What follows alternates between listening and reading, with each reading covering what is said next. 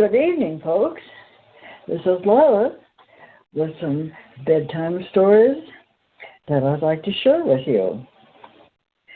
With me is Dean Val and our dear friend, Tim von Pinnon. I'll be reading from Book 6 of Your Dream Visions by Duane, the Great Writer. We'll be discussing the chapters as they come up, and we may even have a guest tonight, and that will be a surprise. If she comes on, we will certainly introduce you to this wonderful lady. Okay, if you have any questions, please feel free to call in, and thank you. Here we go.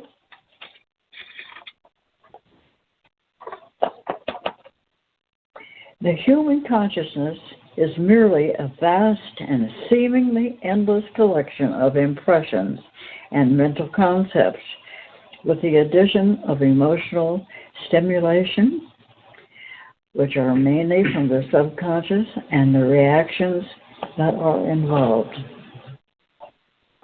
As a person decides their desired ideas, assumptions, and relationships, these images and configurations, along with added emotions, are set into play on the invisible realms.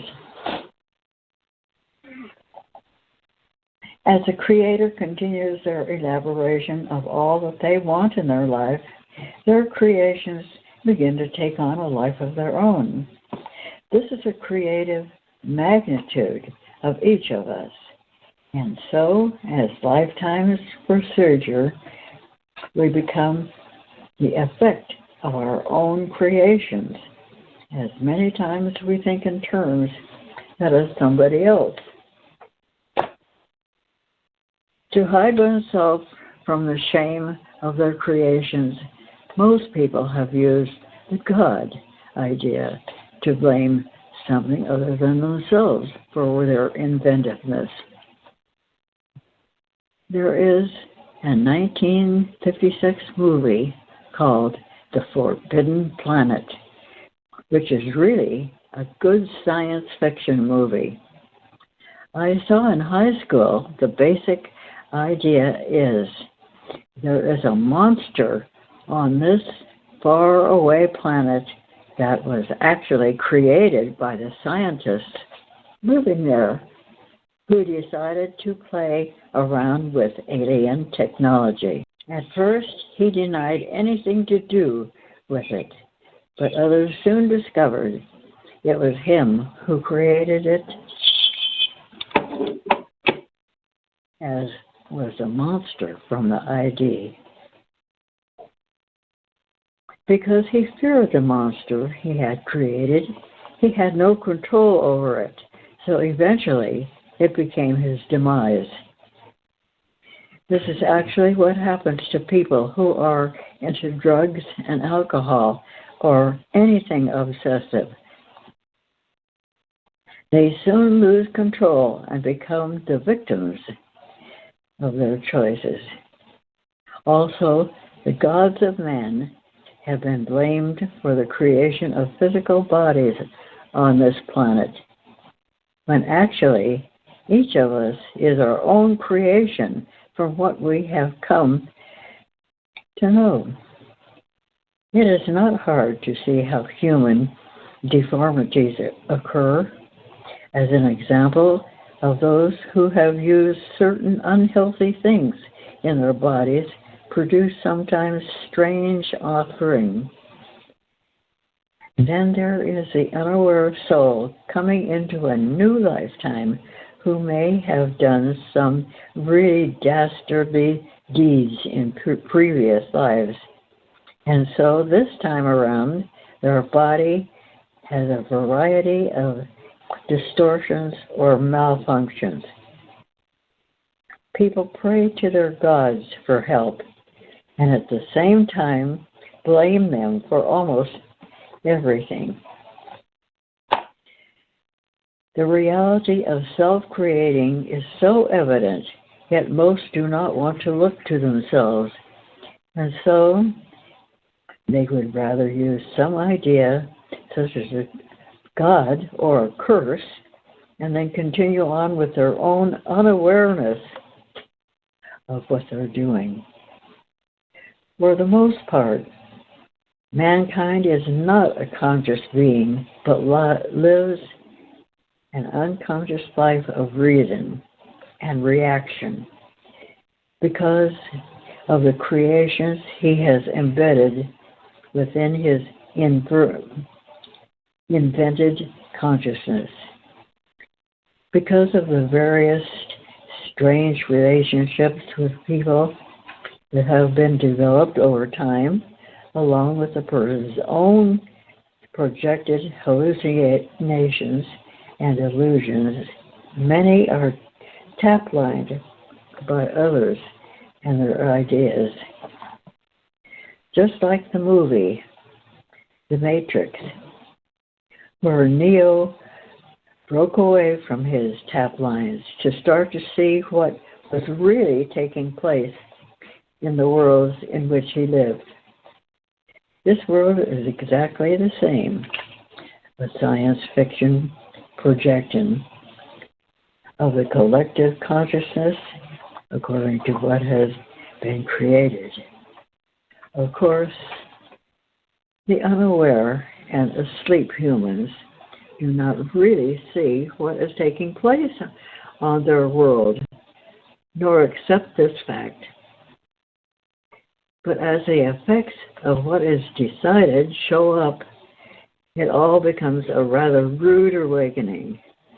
So it only stands to reason that most are first conditioned by their parents to live and be a certain way, as they will usually stay about the same until their death. It does not take a lot to break away from these ridiculous traditions, which is another word for being condemned. There are many happy traditions, but they still may fall into the same social traps of staying unaware of reality. Each person should do as they pleases, and the end result will be according to what they have chosen. Intent is a real focus, and it depends upon what a person centers himself with, which is a position of choice. Do you fellows have anything to say about that? The position of choice? I have something to say about karma. Go ahead, Tim. Go ahead. Yeah. It's this choice stuff.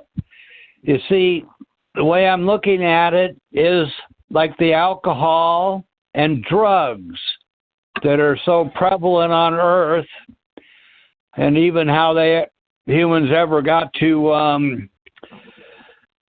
concoct them to work the way they do. We're so influenced by the authoritarians. They put on the technology like TVs and radio, and that, oh, drink beer, that's celebrating life and you feel good, and then like people that are involved with the drugs, and they're trying to convince other people that, oh, take these drugs and it makes you feel good,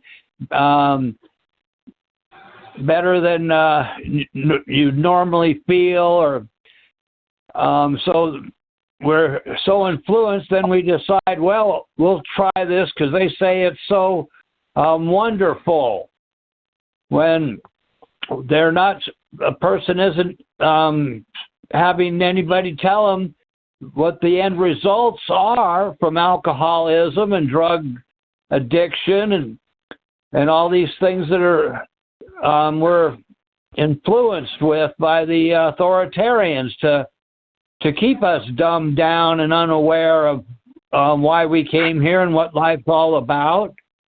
So we're affected by others, our choices.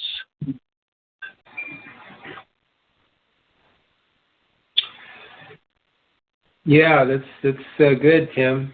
And then I caught in the reading about karma. I had a comment about karma, and just the other week, Dwayne mentioned that there's actually no karma, which is kind of an interesting thought because everybody, well, of course, they talk about karma. That's your karma. Something goes wrong, well, that's your bad karma coming back to you. Well, yes, in a sense, it's just cause and effect, but in reality, there is no cause and effect in the true reality. It's just an isness. So karma can be overridden by just you becoming more aware, and you don't have to go through all this, the results of your actions in a sense. You know, the more aware you are, the more you can override or position yourself so that you're not the effect of your past actions in a way. Now, there's also another aspect where the real guides can take care of your karma for you in certain situations that they feel is that you don't need to learn anymore. So they'll take away that karma because it's just excess baggage. You don't need it anymore. You don't need to go through the experience anymore. And they see that from a higher viewpoint, so they'll get rid of it for you. And then suddenly you might feel lighter, or you just have a better perception of things in life when that happens. Or sometimes you don't even know it. It's so subtle. But karma is interesting because it's just cause and effect. This is what this world is here, the creation world. It's just you create an action or a thought or an idea or an attitude, and it's going to register someplace in creation and return to you in some form or manner. So this is why we talk about the real guides being in a position of cause. They're not affected by the cause and effect because they see a greater viewpoint. They're not subject to the effects unless they want to be. And they can work and be in this creation world as they are, but they're aware of their creations. They're aware of their what they send out in creation. So that in itself is, in a way, the effect of that is that you are not going to be the effect. In a way, if you want to put it in a certain way. Just the more cause you are, the more aware of the causes you create, the less effect there'll be. And then you can move right up to the real universes where there is no cause and effect. It's just an isness. It just is. It's already perfect. It's already done. So you can't create anything. Cause and effect, people are creating all the time, creating trouble for themselves or trying to better themselves. But a lot of times here right now, it's trouble, more and more trouble for themselves. They're getting deeper and deeper into more lifetimes because of their agreements that they don't know about that they're doing subconsciously. So that's a short rundown on karma. Lila, do you have anything? Well, yes.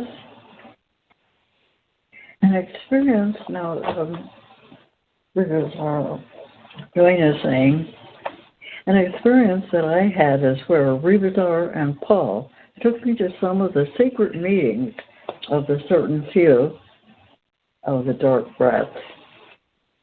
These people are very evil, as they have their own scum and butthead fraternity membership. Many of the elected officials, such as the president, the Congress, and senators, are groomed with the scum and butthead fraternity. as they must take their part with the total takeover of the elite brats. If they want to run for any office, that's what they have to do. We flew into many of these secret meetings unnoticed, as all of them looked like small creatures with scales.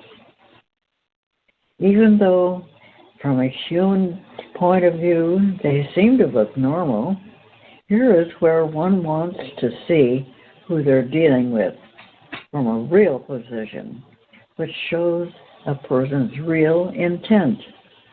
These creatures are always planning their next assault on others and instigate some kind of propaganda for the masses to be sucked into. They have professional people that they hire to create something appealing to the public because they know how the public reacts. All of us have been around for thousands of human lifetimes. So whatever each of us have chosen, the end result is showing up now. There will be a long and bad future for those who have chosen to be with the dark side, as they will have to work their way out of the murky depths that they have decided. In my new books, I give many examples of the dark side brats. Your dream visions expose so many things and all the details if need be. The real guides always take us through endless situations to benefit from, until we can learn to stand on our own chosen position. The invented systems of the earth could do the same, but they have been taken over by those few who are the biggest cowards of all, because they are so afraid of being like everyone else and equal in all of life. Fear is always a driving force with most humans, except those who have learned about the ploy and the illusions of fear from many lifetimes of battles and deaths. Most people have been taught to be afraid of what they do not understand. And so it's very easy. Marketing ploy has taken place with those who rule the earth. The dark brats do not realize that the earth is alive, and it can also do whatever it wants. Everything here is cause and effect, and each person will answer for their own deeds and the outcome of what they have decided. The reason for my point-blankness about the political arena today is because of the very fact that it takes a lot of real training to finally get established in the real universes of real freedom. This is not an overnight process like that of a baptism, which really gives a person nothing at all but a few happy thoughts.